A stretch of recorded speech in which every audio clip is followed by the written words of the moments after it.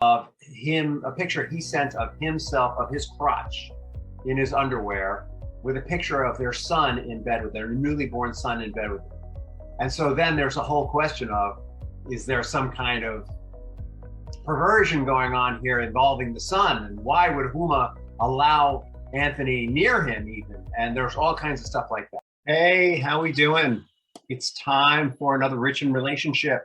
And wow, I'm actually in Florida right now, but I figured this has got to happen. We got to do this. We got to talk about what's going on in the world of relationship. And today we're going to talk about keeping, like, how our emotions in the divorce process, how emotions need to keep up with the law, or how we can slow the law down so that our emotional state can move forward with it. And it's a really interesting idea when you think about it, because most of us, when we're doing something or we're in the middle of something that doesn't feel good, we want to get it over with, right? We want to be done with the bad times and just have us some good times again. But Huma Abedin, who has been separated from her husband, former Senator Anthony Weiner, for 6 years now, has showed us that there can be a different way. And there's reasons for it. There's good reasons. Now, I want to be really clear. I am not personally acquainted with Huma or Anthony. Everything I'm going to talk about is what we've been presented through the media. And so we're going to talk about this. Really, I might as well be talking about a make-believe case, because we don't even know if the media has proven all the facts in this case. But that doesn't really matter. I mean, what really matters is there's a story about two people who it wasn't working for in their marriage anymore, and there was a child involved. There's a story about two people and a child and how they chose to navigate it. And we can talk about, like, that choice from a lot of different perspectives. We can talk about it from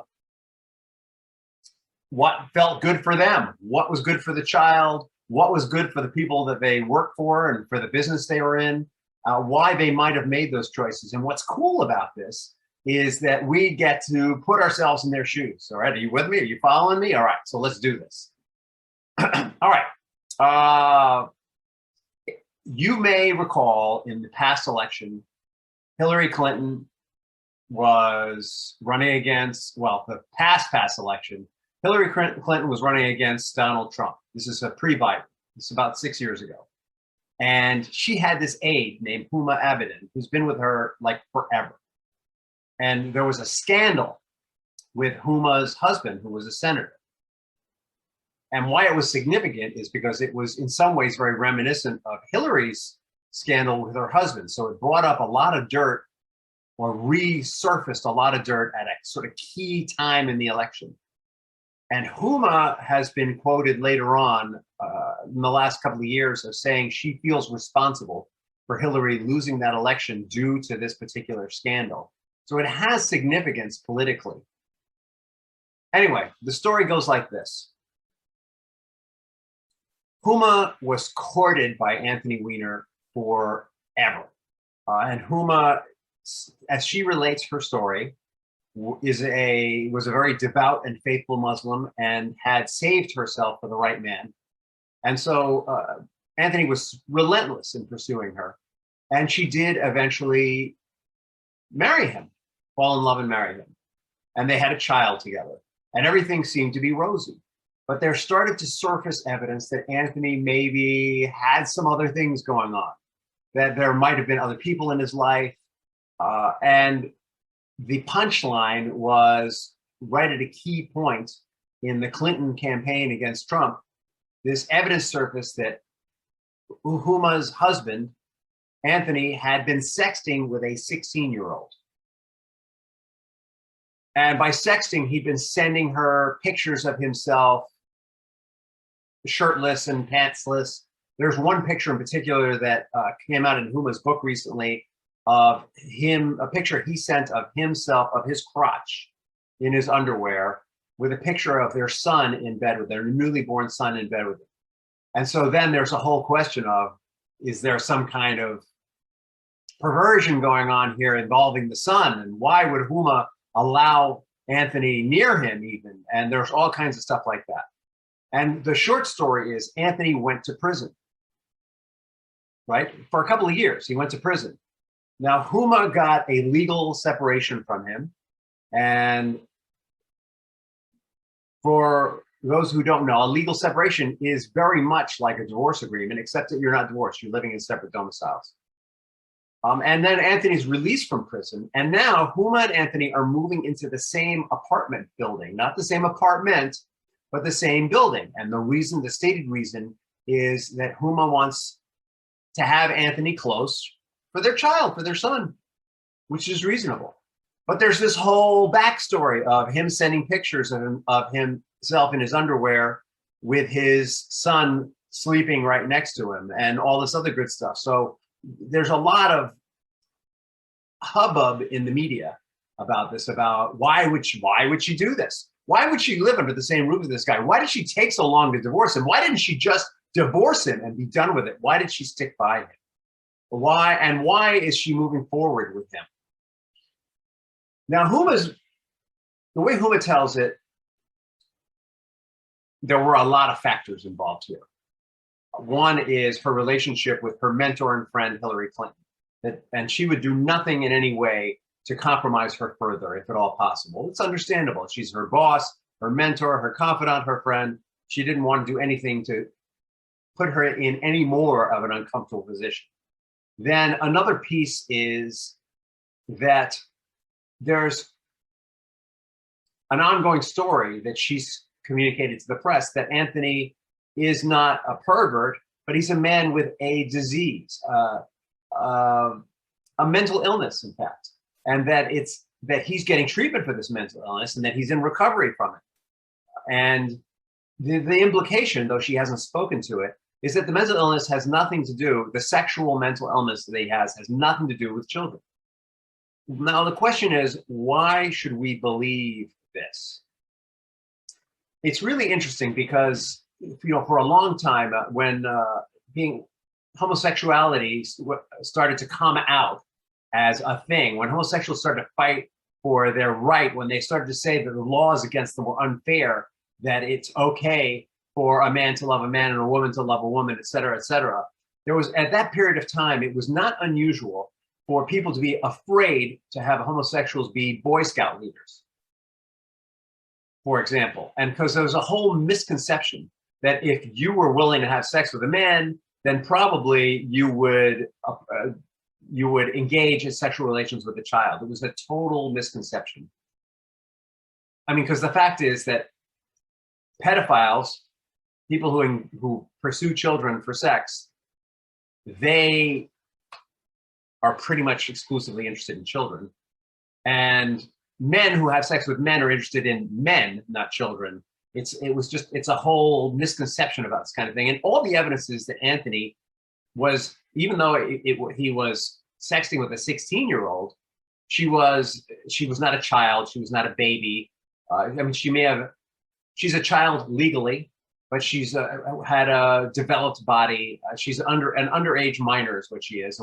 And there's a line there developmentally between, let's say, 12, 13, 14 maybe even, and 16, 17, 18, when you're really moving into adulthood. So even though he is a convicted sex felon, make no mistake, he's a consistent pedophile even though it's a form of pedophilia, we often condemn all pedophiles as being evil, wrong, and terrible, and I'm not condoning pedophilia. I think it's pretty safe to say that pedophilia falls into categories, that there are people who are interested in young women or young men. There are people who are interested in what are clearly children. And there may be even more distinctions than that. I don't honestly know enough about it. But I think the evidence is pretty clear here that, number one, Anthony is interested in the opposite sex. And number two, if it's an underage minor, they're going to at least have some of the physical attributes of an adult. Is probably the best way to put this.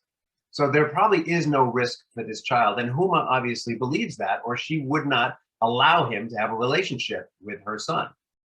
So why would she choose to move into the same apartment building as this man? Well, anyone who's familiar with child-centered divorce is going to get this. The easier it is for your child to have access to the other parent, the better it's going to be for them. The ideal situation in a divorce, as I see it, is what's called nesting. So nesting is where a couple has a house together and their kids have been growing up in it. And when they get divorced, because this is their child's home and it's the place of stability for them, they agree that they're each going to take an apartment, small apartment, somewhere else. And on Sunday, Monday, Tuesday, Wednesday, let's say, mom will be in the house, the family house with the child. And on Thursday, Friday, Saturday, dad will be in the house with the child, and they'll alternate being in the nest, the family home with the children or child. And this is a lot like a nesting situation when you think about it. They're in the same, under the same roof, in the same apartment building. The distinction here is they've got separate apartments, but it's going to be familiar for the son, and it's going to be easy for them to hand the son off, and it's going to be easy for they may not even have to see each other. The son may just get in the elevator and go up to dad's or up to mom's, whatever the situation is, or go down to mom or down to dad's. It will become easier and easier as their son develops and grows. So from a child rearing point of view, it's actually a great situation. And people wonder, well, why would she want to be so close to him? The fact of the matter is, I know that most of America doesn't live in apartment buildings. I grew up in an apartment building in Manhattan, and I can testify that you don't know most of the people in your apartment building unless you want to. You can live a life of quiet anonymity in your apartment building. In fact, people work at it. The fact is that the closer the quarters are that people live in, the more privacy they give one another. And so it's totally possible and even probable that Anthony and Huma will have minimal contact under the same roof and minimal exposure to one another while they get all the benefits of nesting together. So in many ways, this is a really wise choice. So let's get down to the really core issue, though, the emotional part. So here she is, 6 years ago, they separated. He goes to prison. She's living alone, separated. He gets out of prison. She's living alone, separated. And now she is finalizing the divorce. Is that good or is it bad? And, there are a lot of different angles that this could be good. So I'm going to argue for good here. It might look like she just can't let go of this guy, but I don't think so. I think this is an intelligent human being, a caring human being, and someone who's very dedicated and committed to her principles and values. And here's why I think that. Number one, she still regrets what happened to her boss as a result of her husband's actions, which were totally beyond her control. She still regrets it. She's still employed by Hillary. She's still has a friendship with her. So clearly she's a loyal and caring person. Why, she might even have hung in there hoping that Anthony was going to get better. Why would she do that? Don't forget that this is the first man she's ever really been with, and she was in love with him. And she has stated that she believes he has a disease. What if she was hoping he was going to get better?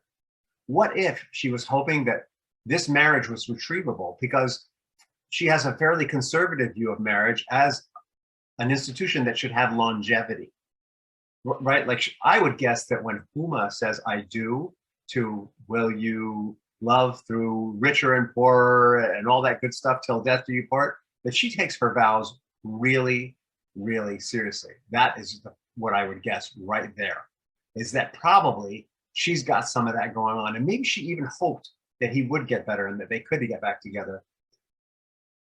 She seems to be able to forgive, and forgiving is such a key component. And forgiving doesn't mean that what he did was right. Forgiving doesn't mean that he's justified in sexting or being a pedophile or any of those things. Forgiving means that she isn't stuck emotionally, hung up emotionally on what happened. Forgiving means that she can let go emotionally of the past and that she can move into a new future. Now, clearly, she's not letting go super fast. 6 years is 6 years, but she has forgiven him and is moving forward. So what's another reason why she might have taken 6 years? It might be that she was concerned for her employer's political stability, future, and that she wanted this to really subside and complete it at another time. It might be that she was allowing herself the space to progress emotionally with the divorce, or really she slowed down the divorce to the point where she can move forward emotionally. And I like this a lot. What I like about this is very often, as much as attorneys are accused of being slow and costing people a lot of money in the divorce process and never getting it done fast enough, and why can't they get it done faster? I think the reality is that very often, even after a couple of years of going through divorce, people emotionally have not moved forward with the process. So what do I mean by that? What I mean is they're still angry and bitter. What I mean by that is they feel like they missed something or didn't get something or lost something in their marriage, and they haven't mourned it and they haven't released it the way it appears that Huma has. And so what she has done by slowing down the process, by saying, first, let's get a legal separation so that child custody and alimony and all that other stuff, whatever was involved in that agreement, is taken care of. First, let's take care of that and have the experience of living apart. And then as we progress emotionally, when we're ready, we will finalize the divorce. It's actually completely upside down from how most of us operate. I mean, I'll tell you a personal story. When my father died, I didn't want to know about it. I was like, I'm going back to work. I'm going to get things done. I can be okay with this. And the truth was, I didn't want to have those feelings of sadness and pain and anger, for him leaving me, and all those feelings that come up when we lose someone. And divorce is not that different. Well, we don't lose the person in the sense that we never see them again, but we lose that person we fell in love with. Like, what happened to the person I fell in love with, and who the hell are you? And part of the anger and the blame is, I married this person. How did you become someone else? And then the other thing is, we're losing all the dreams and the hopes that we created with that person. A whole life vision that we had together and we shared together are lost as we go into that divorce process. So in many ways, it's a lot like a death. And what we do is, just like me with my father, it's like, I'm going to go back to work. Life is going to happen. I'm going to meet somebody new. I'm going to get my plans back on track. I can't tell you how many people I've had to come to my divorce groups who have been like this. Oh, I'm just here so I can meet someone new. They're not even finished getting divorced, and they're already lining up their next conquest so they can have their life back as normal again. Normal being, I've got a wife or a husband and children, and we live together, and we're moving forward together. And they never give themselves the time to grieve, the time to have those feelings, or really it's the time to mourn, because grieving happens. As I found out with my father, those feelings did come up, and they came out sideways when I would least expect it, and in ways that were scary for the people around me because I wasn't managing my own feelings. But when we manage our feelings the way Huma is and allow them to naturally move forward and process, it's a safer experience for us. It's a safer experience for our support network. It's a safer experience for our children. Could she have moved forward faster? Yes, perhaps. She resolved her feelings after a year or two, and maybe one of these other reasons that I stated kicked in, and that's why she didn't follow through on the divorce. Perhaps. We don't know. But the core story here is someone who has thought through how to have and manage their emotions. And so while our natural reaction to a crisis like divorce might be fight or flight or even play dead, playing dead could look like drinking a lot or going to our doctor and getting a lot of sleeping pills and just being medicated or whatever. Even though our natural reaction to any situation that feels threatening is amygdala driven, if we think about it and take the advice of professionals or the people around us who care, and take the time to allow ourselves to have a mourning process, not just grieve, to have a mourning process, then we can process our feelings and move forward. So a mourning process looks like, I'm going to take some time, a weekend, 6 days, a month, and I'm going to go somewhere and I'm just going to feel like crap about this for a while. I'm going to feel sad. I'm going to feel angry. I'm going to feel like a victim. I'm going to beat myself up, or whatever it is we do, all the feelings that sadness and grief and victimization bring up. I'm going to have all of those feelings and let them out, so that when I'm done, I close the door on it and I can go back to life, my life, a life with my child, completely invested in the future, instead of having my feelings leaking out the side, rushing through the process, rush, rush, rush, and having my feelings leaking out all over the place because I haven't allowed myself time to process them. So I'd like to believe that's what happened here. I'd like to believe that Huma Abedin is an example of someone who really thought their way through the emotional process. She thought it through for the sake of her partner. What could be best for him? How could she best serve the father of her child, even though her dreams with him were shattered and crashed and destroyed? He's still the father of her child. She's got a deal with him forever until either she dies, the child dies, or he dies, none of which are desirable. Then the next would be, she thought through, how might this impact my friend and employer, who I care about and who I feel loyal to and who my future is tied to? How can I best handle this for the benefit of her campaign today and her future influence tomorrow, and her brand? Hillary Clinton has a brand. You know, she never goes back into politics. She's got books she can write. She's got businesses. She's got so many things that can be influenced by the outcome of how Huma shows up publicly around her divorce. And then also, last but not least, she's probably thinking about the well-being of her child. How can I handle this in a way where my child is going to be minimally damaged?